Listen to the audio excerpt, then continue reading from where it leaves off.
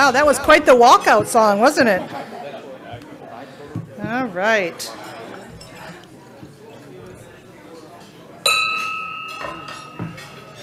Can you all stand?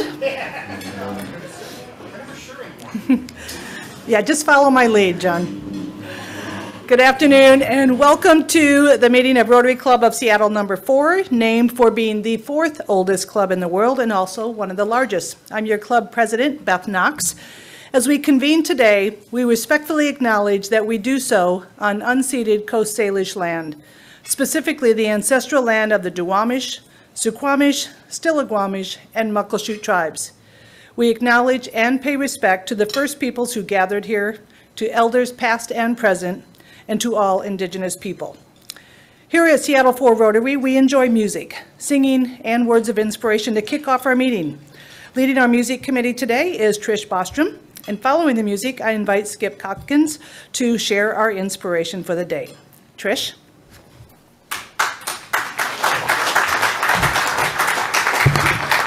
I just returned from Europe from a long stay, and I came back with an even greater appreciation for our country. So let's sing This Land Is Your Land. Here we go. This land is your land, this land is my land, from California to the New York Islands, from the Redwood Forest to the Gulf Stream waters. This land was made for you and me. Here we go. As I was walking that ribbon of highway, I saw above me that endless skyway. I saw below me that golden valley. This land were made for you, and let me hear ya.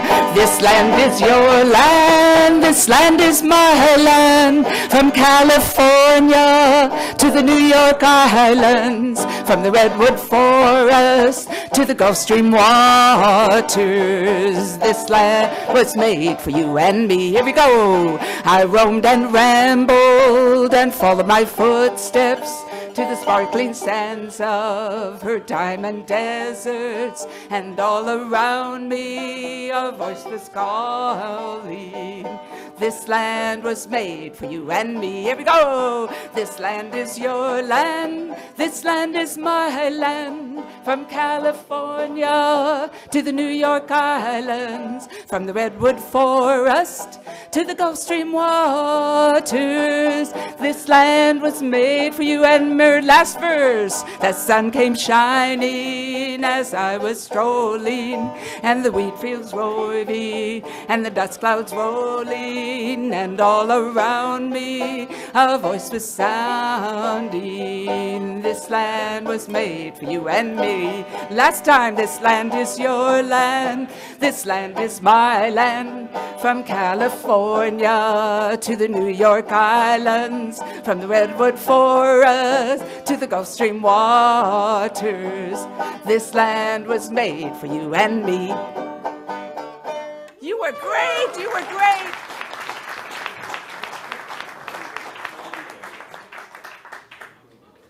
Something just struck me that I've been wondering about for years. Does the banjo look like a tennis racket?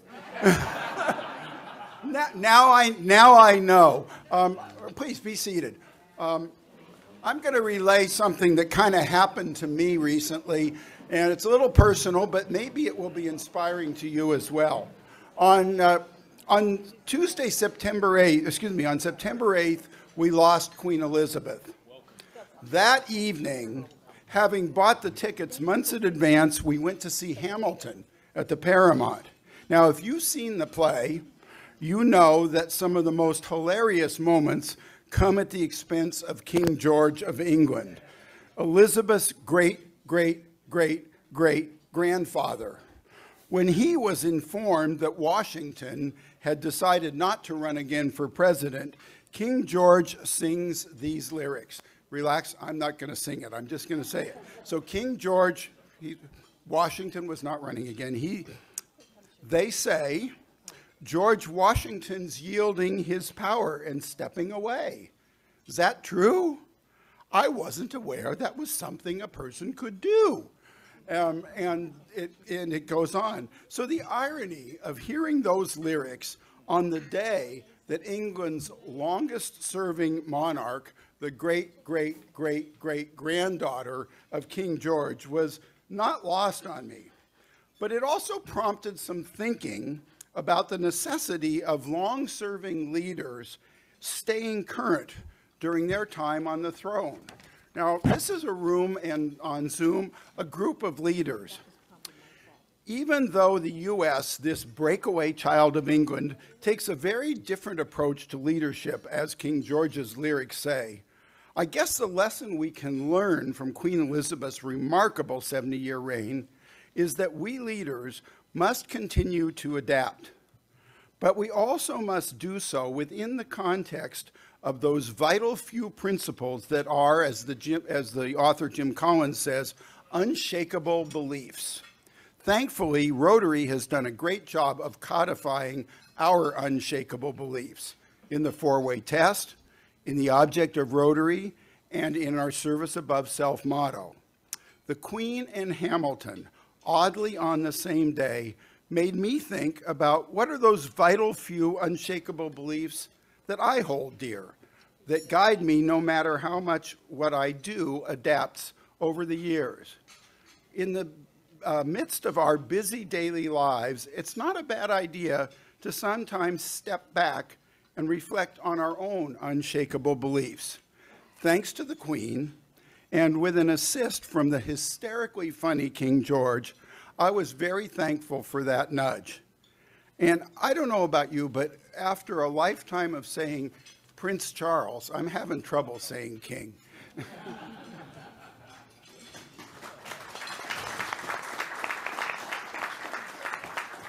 Thank you, Skip and Trish, for getting us centered for our meeting today. And I'd like to say thank you to several other Rotarians who are stepping up to make our meetings a great experience for you. We have our meeting reporter, Pete Delaunay, for capturing the summary of our meeting so we can share it all back out with you in Friday's newsletter. Our online meeting host, Eric Corning, who is on Zoom and monitoring all of the viewers on that platform. And our greeters here at the Rainier Club, Stephen Morris and Jen Gladish. I also wanted to share a quick update with you on our club manager search. It's been a while since I gave you an update. The first step was to bring Carmen McKay in as interim support staff on our program meetings, and she's been getting up to speed and getting into the weekly rhythm of pulling all the details of our meetings together. And meanwhile, I want to also acknowledge our membership and communications manager, Mary Goldie, and I know that the doors are closed now. So if you could all give a shout out to Mary. She has really stepped up to fill in the gaps, and that's not an easy job as we are in this transitional period. She's just done a remarkable job of her own responsibilities as well as filling in where the things that we just took for granted that Caroline had done. So we appreciate all that she's doing. So our search committee, meanwhile, has been meeting, and we're working on updating the job description. And in the course of that work, we had the realization that we need to also evaluate our current club needs. And as our more club chapters are formed in the region, membership gets dispersed throughout the region, and it just changes the dynamics of each of the clubs and what those needs and responsibilities are. We have lots of opportunities for our members to get engaged and help sustain the values and the priorities of Seattle 4. Now, I hope to have a job description completed by the end of the month, and of course we will share it out with this group so that you can pass it on to your network and help us find great candidates to interview for that position. So I want to first introduce our guests who are with us today. We have Tracy Zhang. Tracy, are you here? Thank you, welcome. And a guest of Brad Barber is Whitney Bull. Whitney? Great. And guest of Stephen Morse is Mark Sander. Mark, welcome. With the Bellevue Breakfast Club. And we have Detective Denise Bolden, a.k.a. Detective Cookie, guest of Roberta Nestis. Detective Cookie, happy to have you here. All right, now we're going to bring up Linda Thompson Black with the Education Committee to share an announcement with you. Linda. Good afternoon, my dear Rotarian colleagues and friends. I'm excited to share with you one of the activities of our Education Committee. As you know, we have the Portfolio Project, and we help young people prepare for college. We provide everything they need to apply for college and scholarships. We also have a citywide college and career fair. It's a lot of fun, and I want to invite you to join us. It's an easy lift. You can come and have a table and share with young people about your industry and your career. Hey, Cookie. And the kids really need it. What we're trying to do is connect education with careers. The research shows that our young people really aren't necessarily making that connection, and therefore they don't understand how to get the skills they need to achieve the careers that they have. So on October 16th, we're going to have our college and career fair.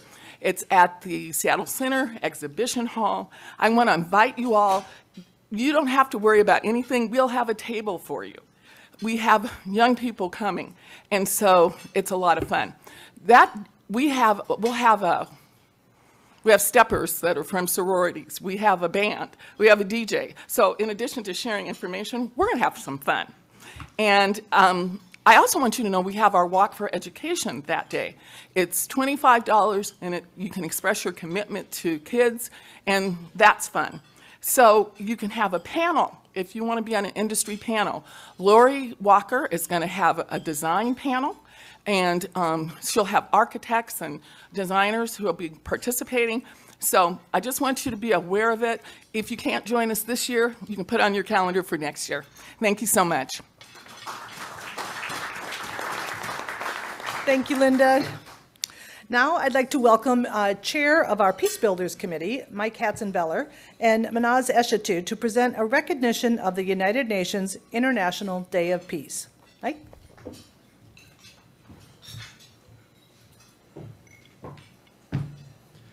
Thanks, Beth. All right, let's see if we can move through here.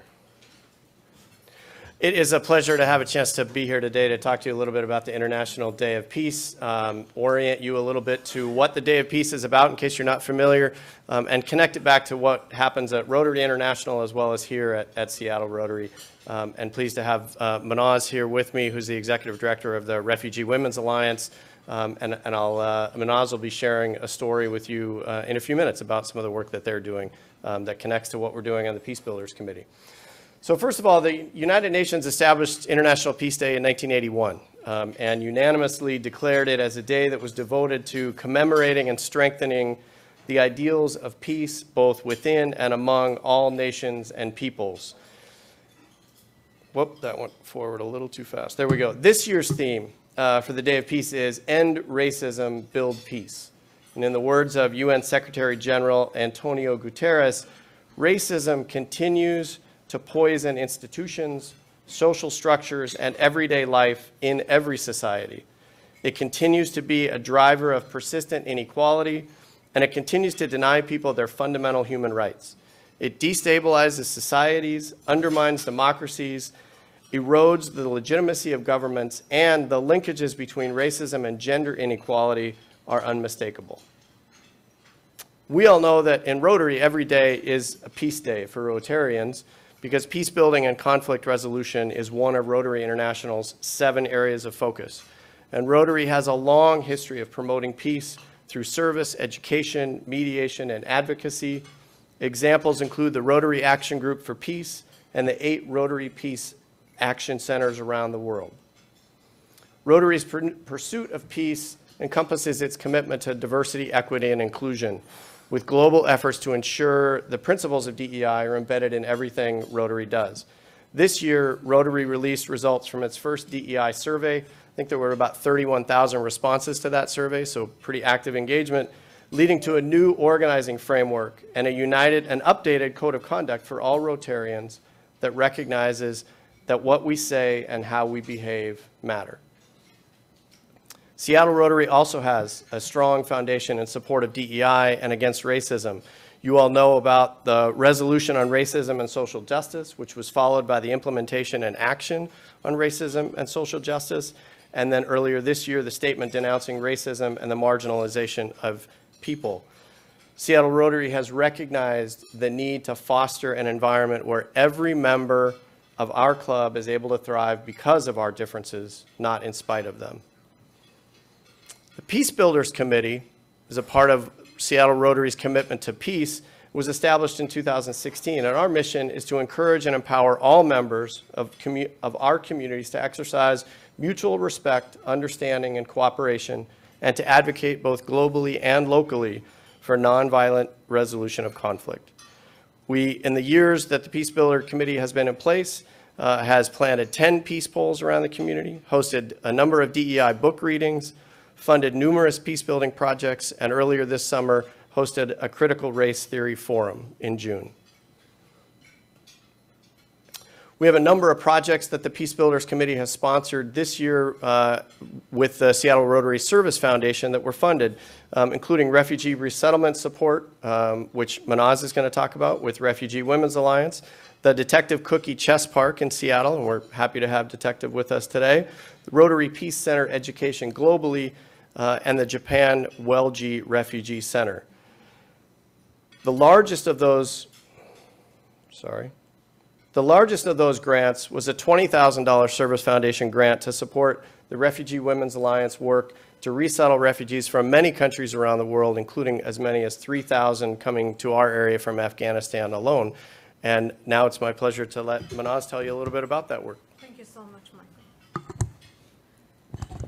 Hello, everyone. I'm number one. First of all, I would like to thank the Rotary for this wonderful gift, and also appreciate my committee, the Peace Builders Committee, for the help that they've provided us, especially from Michael and Roberta and Kathy.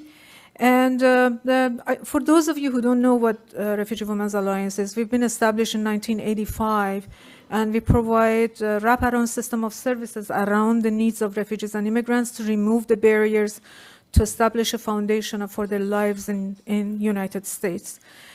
We were lucky to receive that $20,000 gift from this wonderful Rotary, and we used it, we are using it actually, I should say, to help with the resettlement of the refugees who we have helped since January of 2021. Since January of 2021 to this point, we had about 3,700 people from Afghanistan who came over here. I want to share with you a story of one of our clients. What you see in here is some of our clients are attending our ESL classes at George Fleming building. In that building, with the support of the foundation, the Day One Family Foundation, we were able to actually rent the 25 units for Afghan refugees, and across from that building, another 13 units for Afghan refugees. We support them for a year. During this period, we teach them ESL classes, and our case managers are working with them to find employment and other needs. One of the ladies that you see in here her name is Zahra. She came from Afghanistan, from Kabul, north of Kabul. She grew up there, went to high school, and then went to Kabul to pursue her education and work. She worked for 7 years with UNICEF, going door to door to provide, to help parents and children with vaccination against the polio. And then she went to school and got her business administration degree, got a job at the government, and she felt she made it. Then Taliban happened, and everything went, all of her dreams were destroyed according to her. So she had documentation because she was working for the government, working with US troops, and she went to the airport. She describes, when I arrived at the airport, it was so hot and it was crowded that I felt that there's no way I can find my way through these doors and get actually to where I can get my papers. So she stood there and she felt dizzy and she fainted. 3 Americans found her. They took her through the crowd somehow and took her to where the offices were. She got her visa, and then they sent her to one of our air base areas in New Mexico. From there, she came to Washington. When she arrived in Washington, she was greeted by some of the resettlement agencies, and then 3 of her friends who found jobs with the help of case managers from REWA. They found her a job at a hotel. That's the basic job that usually when refugees come here, they found. And she started working and taking our ESL classes. We settled her in one of the studios because she was single at George Fleming. In that George Fleming building, we have apartments that houses from 1 to 7, and 7 family members. So she's settled there. She goes to ESL classes. She is our case managers are helping her to advance her career, helping her to kind of learn about the business culture and all that, so that she can get promoted in the business that she's already working. She's also working with our Day One business development coaches. To her future wish for her career is to get to the nursing school and pursue her career. Next year, she's going to be participating in our healthcare advancement classes that is supported by the KeyBank Foundation. So the funding that you guys are providing is going to be used for tuition, for computers, for clothing when they go for interview, and all other needs that the funding that we have right now is not supported. So I want to thank you for this opportunity and hope that the support continues. Thank you.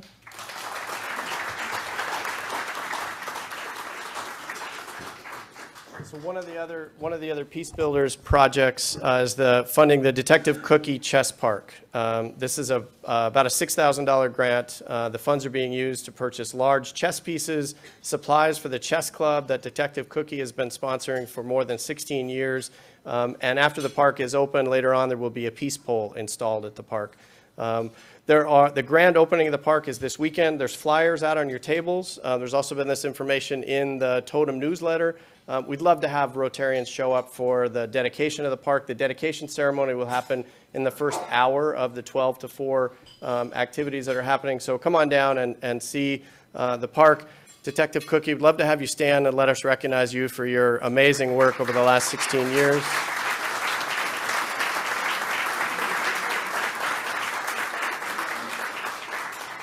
A couple of fantastic examples of your Rotary dollars investing in the community and promoting peace. I want to just leave you with a quote as we think about the theme of International Day of Peace: end racism, build peace. Those concepts are integrally connected. This is a quote from Jane Addams. True peace is not merely the absence of war, it is the presence of justice. Thank you very much.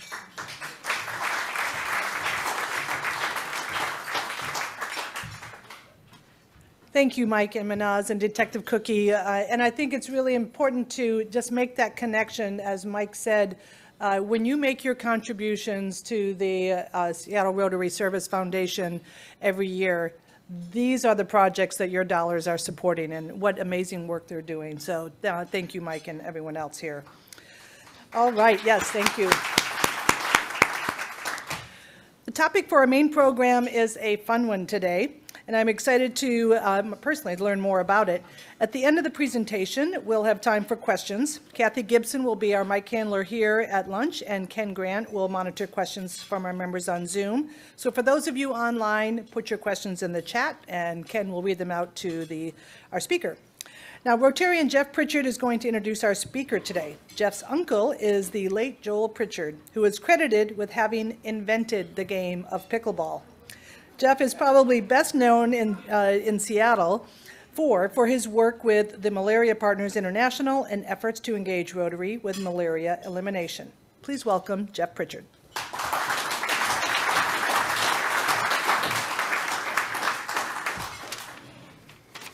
Well, thank you, President Beth. Thank you, Mark Davis, out in Zoom land, for arranging this program. I do have to say quickly, Detective Cookie, when you walked in the room, I thought the Rainier Club had gotten much tougher on those of us who hadn't paid. So, as the nephew of the inventor of pickleball. I've kind of grown up with the game. I think I first played back in the late 1960s. And in fact, the original pickleball court is about 50 feet from my back door. And as a result of all that, I'm frequently asked, gosh, what would your, were he alive, what would your uncle, Joel Pritchard, think about the incredible popularity of the game? And I think he'd be extremely pleased. He'd be pleased that so many people were getting enjoyment from it, so many people having fun, and getting exercise, getting better health. And I think that upon hearing Roger BelAir's program, the amazing work that he's been doing, he'd be extremely pleased that the game is now helping incarcerated individuals and maybe having an impact on decreasing the rate of recidivism. Well, Roger BelAir's actual career was in financial services. Upon graduating from Washington State University, he got an MBA from the University of Idaho, and he spent the next 30 or so years in the Seattle area as a financial professional. Roger's written several books on investment matters. He's been quoted in the New York Times and the Wall Street Journal. But that was before he discovered his real passion, which was pickleball. And he retired a few years later so that he could focus on his new vocation. Here to discuss pickleball, past, present, and prisons, please join me in welcoming Roger BelAir.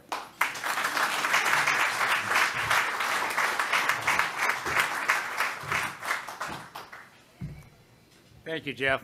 I just have to ask, before today, how many of you have heard of pickleball? Oh, man. That's just amazing. If I'd been here a few years back and asked that, there'd probably be about a dozen hands that went up, and then maybe one person who wasn't quite sure.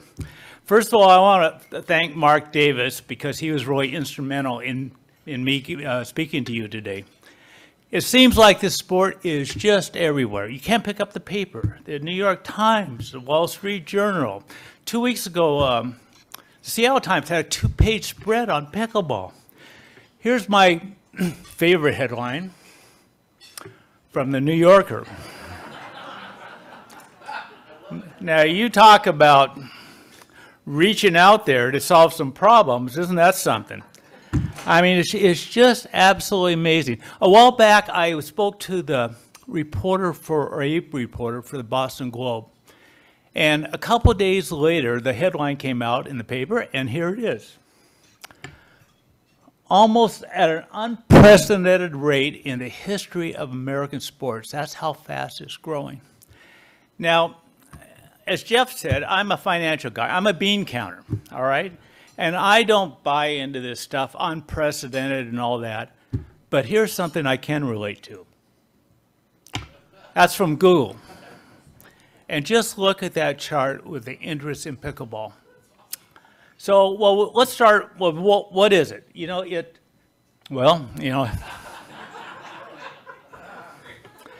Forgot I had this slide in this, all right? But there's an awful lot of truth to that matter. We're going to circle back and we're going to talk about that in a few minutes. So what is it? Well, if you look at the pickleball court, it looks something like this. And you're thinking, hey, that's just like tennis. Well, an awful lot of the rules are very similar to tennis, but there's a couple big distinctions. One is played with a wiffle ball. A tennis ball can go over 100 miles an hour. This is like 30 or 40 miles an hour.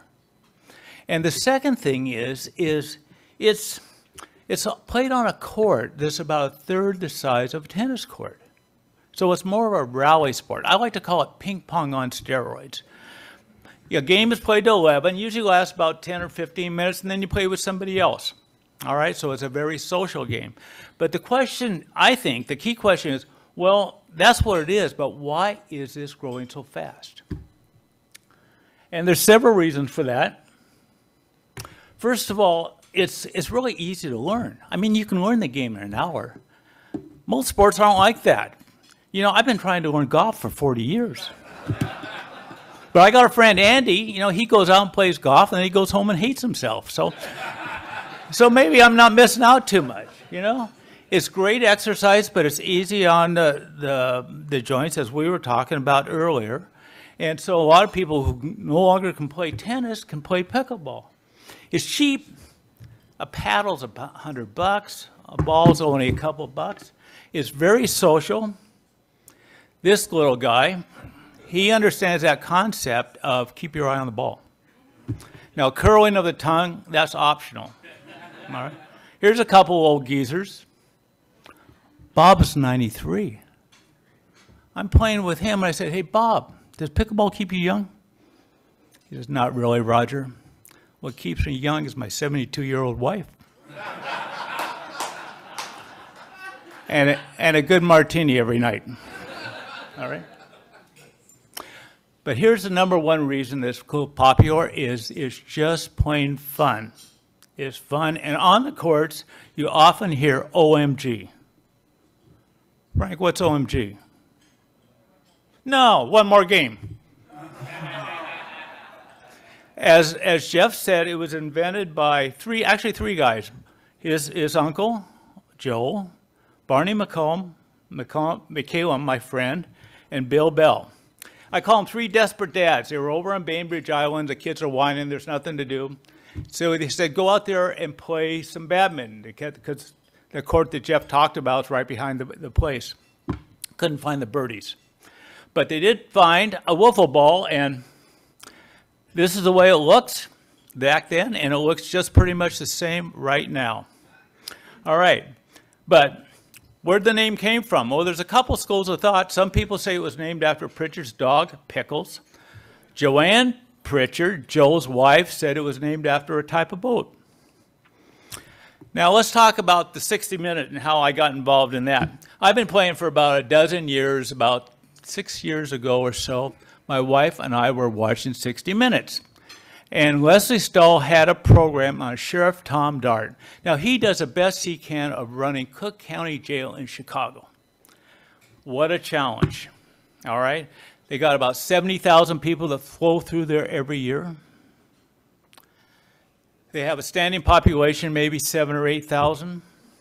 And I'm looking at these people, and they're just kind of sitting around not doing anything. And I said to my wife, I said, they ought to be playing pickleball. They not only would get exercise, but they'd benefit from life skills, like becoming a good teammate and sportsmanship and learning from mistakes. I'm going to write Sheriff Dart a letter and tell him exactly what I think. She kind of looks at me, and I said, not only that, I'll go back there and I'll teach those men and women back there how to play pickleball. Well, my wife said, Roger, your intentions are really good, but I'm not sure it's a good idea. I don't want you to be disappointed if you don't get a response. So I had to write that letter then after. So I did. Now here's what happened.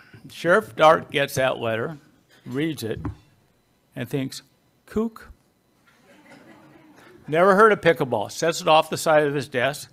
But that night over dinner, he happened to mention to his family, he got this letter from this guy in Seattle, something about balls and pickles.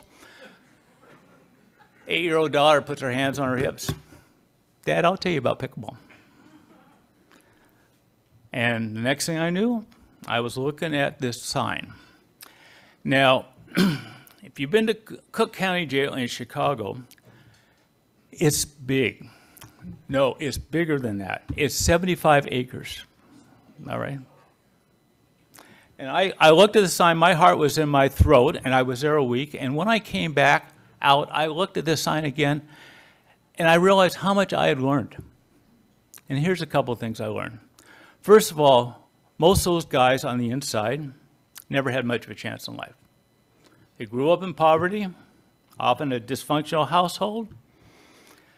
Many times the person they respected most was the older kids in the neighborhood. All right? Well, that's just code for saying gang members. See, there's 57 major gangs in Chicago. They have over 100,000 members.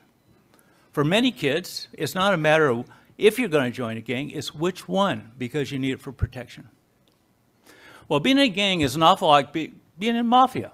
You know, you get involved in criminal activity, and sooner or later, it's very likely you end up in Cook County Jail.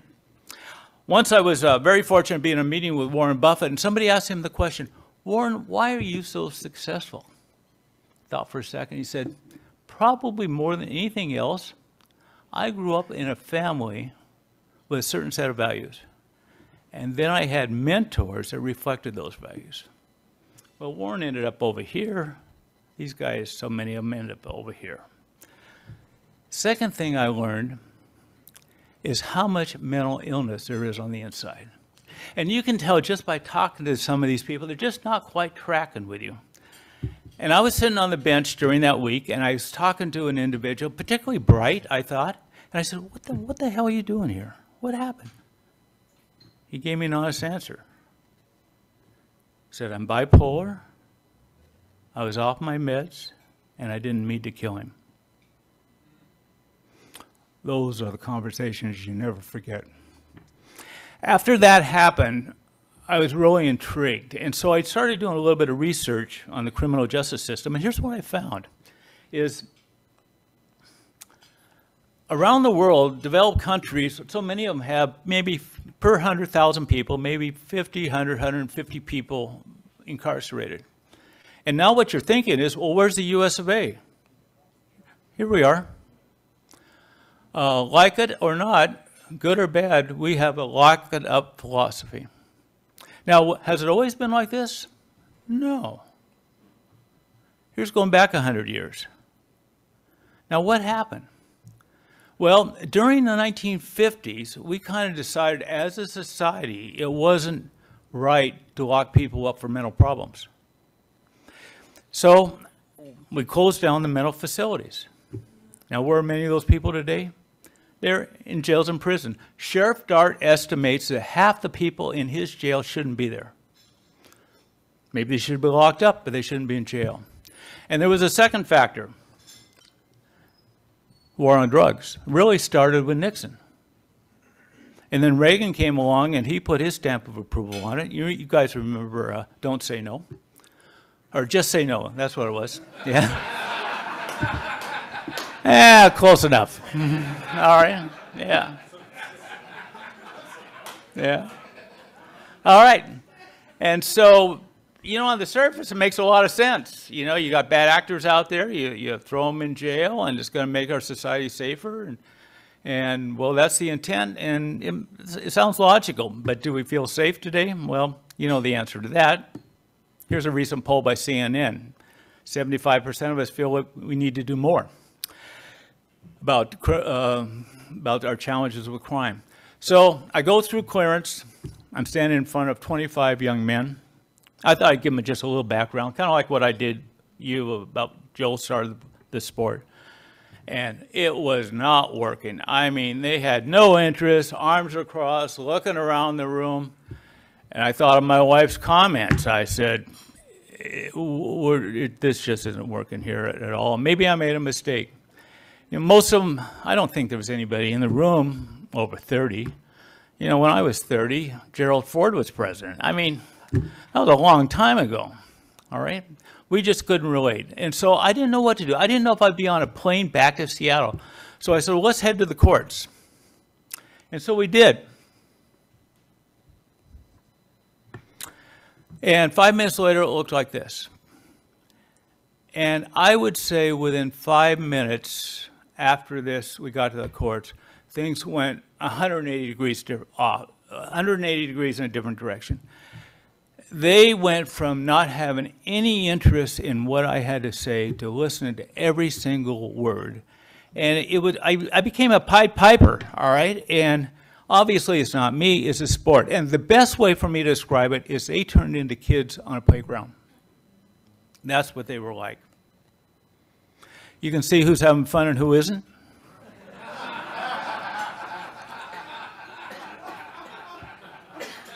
They like to be called corrections officers as compared to guards. But this correction officer said to me, Roger, no matter how cynical you get around here, it's never enough to keep up. All right. So I've been to Chicago 3 times. The last time I walked in, well, frankly, I felt like a rock star. I walked in the gym, the guys stood up, started clapping, giving each other high fives. I never experienced anything like that in my life. But, of course, it's not about me. It's all about this and what this does for them. Because when they're out on the court, just like all the rest of us that play it, the world goes away. You just think about hitting this ball over the net. Who was there was a sports reporter for USA Today to write up a story for the sports page. I thought it went well. He interviewed me, some other people, and called me up a couple of days later and said, Roger, I don't know how to tell you this. It's not going to be on the sports page. The editors are so impressed they're going to put it on the front page. Okay. Now you can pull it up online. And when you do, there's a couple things I really want to point out to you. The first one is a quote by Jim Edmondson. He's the guy in the blue. He's in charge. I don't know his official title, but it's something to do with athletics. He's in charge of that. And what he says in the article is disciplinary problems are down. Guys want to play. And they know if they don't behave themselves, they're not going to play. This is part of his exact quote. Inmates are selected to play based on their behavior. Pickleball is a motivating factor. Very significant.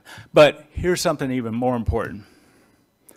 As this picture was taken, this is Clarence. And Clarence has been charged with attempted murder.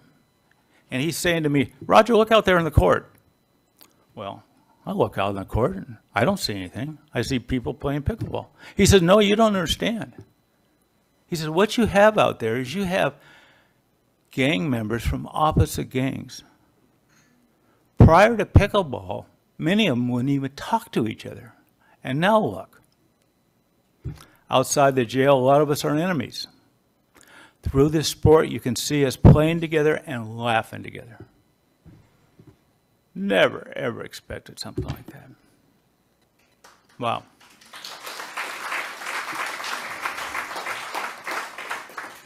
This picture was taken that day. I spoke to a Rotary group a couple weeks ago and somebody said, Roger, which one's you? I'm that good-looking guy in the back row. All right. After that, well, I have a friend, maybe some of you know him, Norm Stamber, former police chief, great guy, friend, and he's kind of coached me a little bit along this way.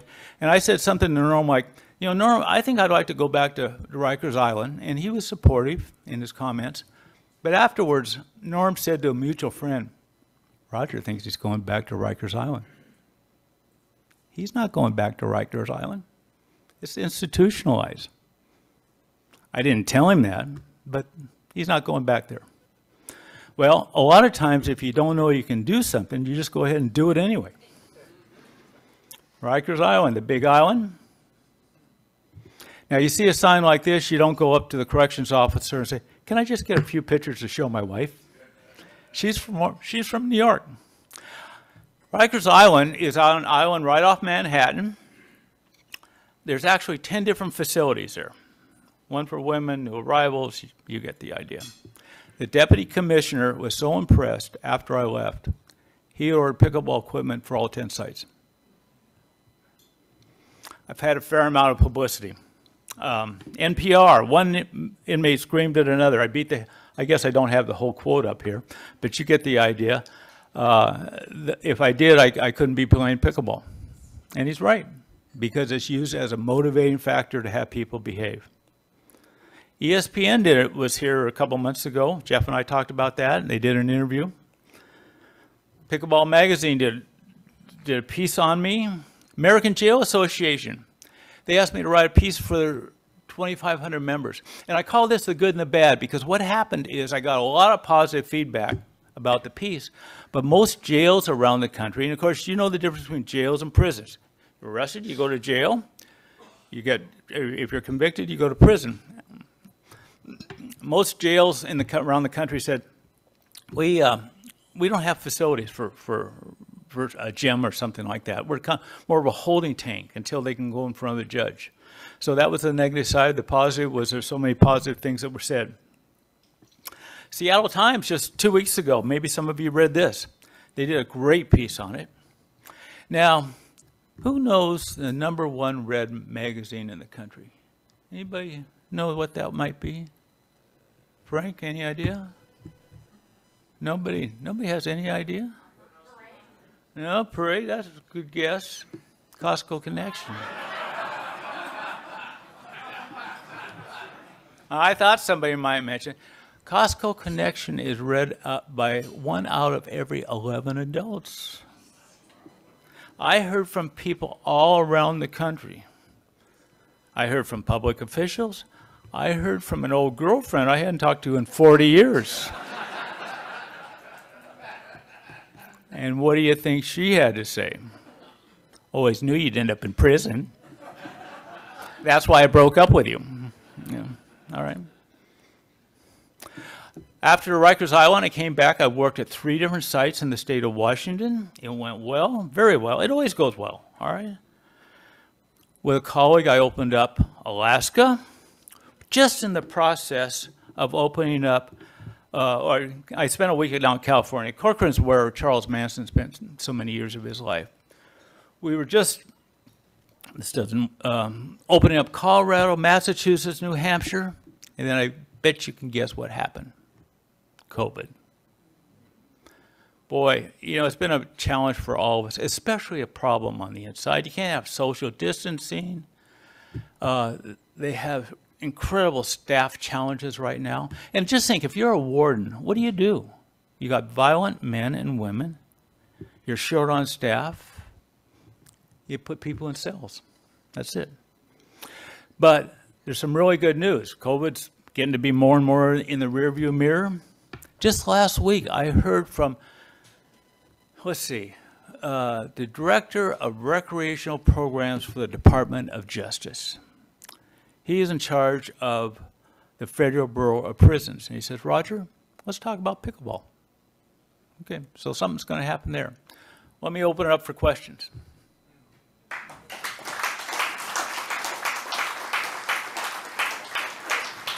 I'll take questions. Detective Cookie.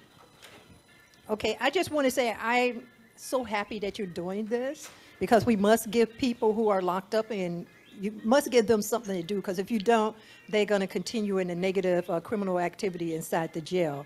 And when you said that the jail and the prisons are using your program as an incentive, if they do well, they can participate. If they don't, they're not going to do it. And I understand that because the teachers, because I also teach chess in the schools, and they have started using chess as an incentive. And Great. When some of my kids don't show up, it's because they did something and now they took chess away from them. So they want to act better so they can participate in chess. So I commend you. Thank you. Well, thank you.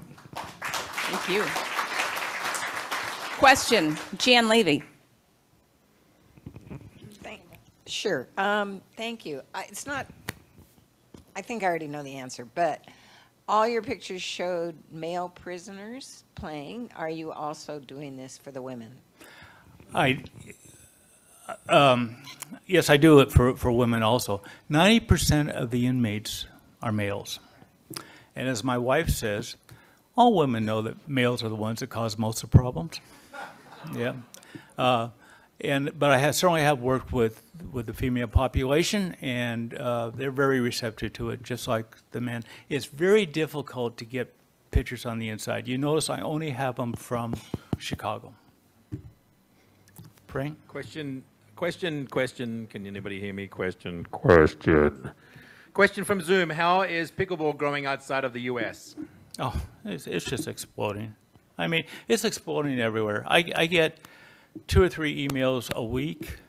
I get maybe every 2 weeks I get an email from somebody that says, I know what you're doing in prisons. I want to do that in my state. How do I do it? And so I walked them through it, and I basically said the thing was holding us up is COVID. And as soon as COVID allows, we're going to be back in there. Yes. One more question. Fred's right here. Roger, I've been a member of this club for 44 years, and I think that was the finest presentation I've ever heard on what you can do for help other people. And I think you deserve a standing ovation right now for what you've done.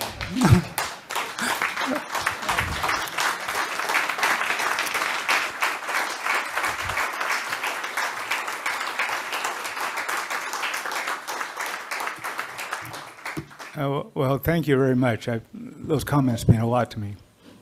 All right. One more question. All right. Jevin. All right, after you've conquered the prisons, what's next, Roger? All right, I'll tell you what's next. Remember the guy with the sign? Remember? What did he say? If you haven't not playing pickleball yet, you soon will be. So I have a question for you. Would any of you like to learn how to play pickleball? Yes. All right. All right. How about some type of announcement next week? Does that work? Yeah. I didn't answer your question directly. You know, I don't think long term. I think what's the next step? And that's the way I live my life. And I realize the impact that this is having on people on the inside. And I like to say, you know, here's the bottom line, is 95% of all inmates are eventually going to get released back into society. And if there's anything we can do, anything at all to make them better people on the inside, it's better for all of us once they get released back at the outside.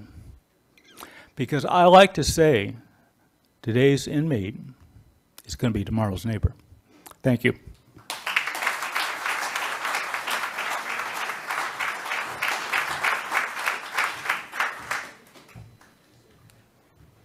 Fred, I couldn't agree more with you. That was fantastic. And boy, as someone who is involved in sports, that is an exciting opportunity to capitalize on. So thank you.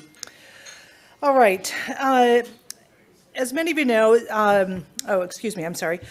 Roger, I just want to say also that in recognition of the generosity of your time today, Seattle 4 has contributed to Harvest Against Hunger, which provides healthy meal components to food banks. So 600 servings of healthy produce have been given in your name for today. Thank you. I'd like to say also thank you to Kathy and Ken for fielding questions. And I want to also recognize our amazing and generous club sponsors, Live Oak AV, thank you for your work, and our gold sponsors, Liz Powell of Remax on Market and Bob Alexander.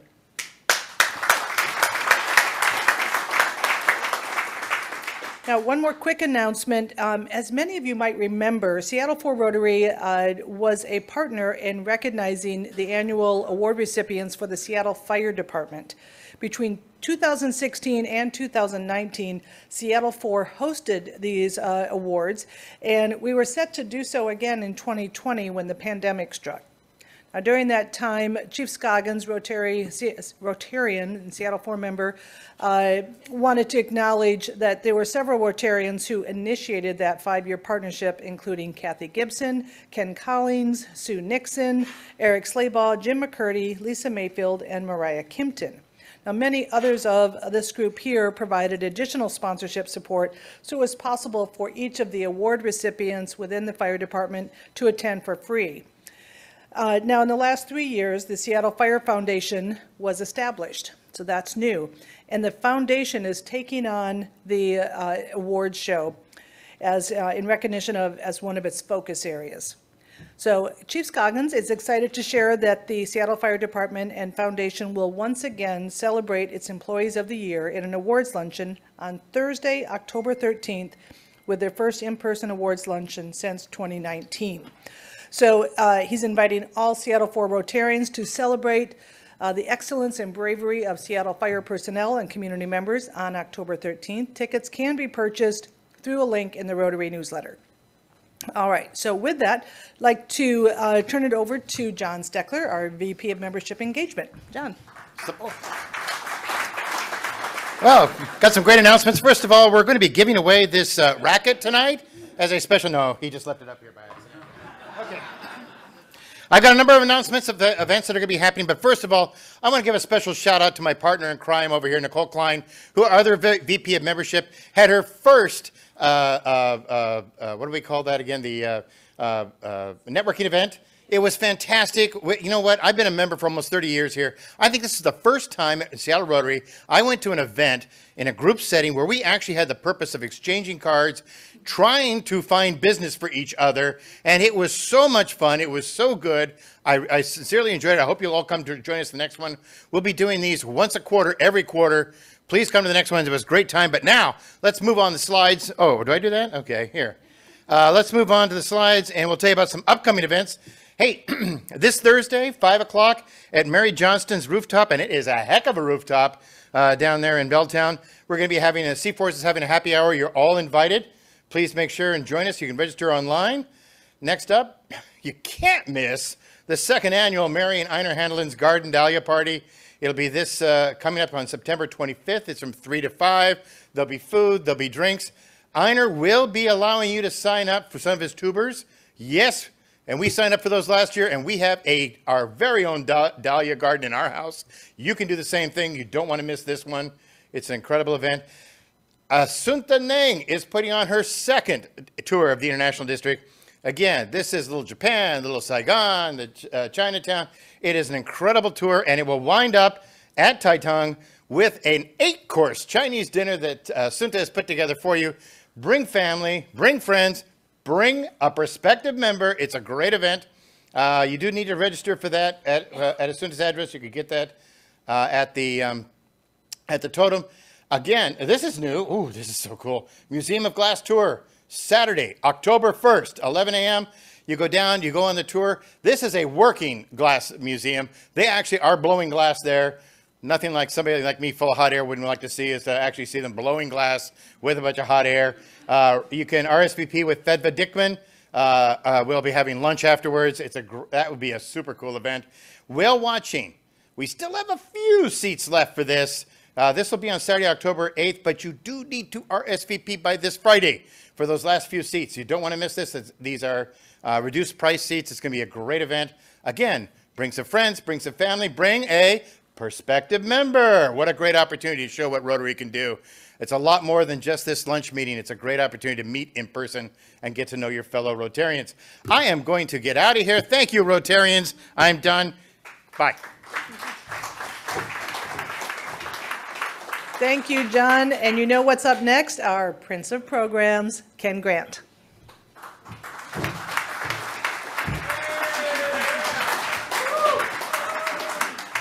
I have to say, look, heads. Roger, fantastic. Don't throw the power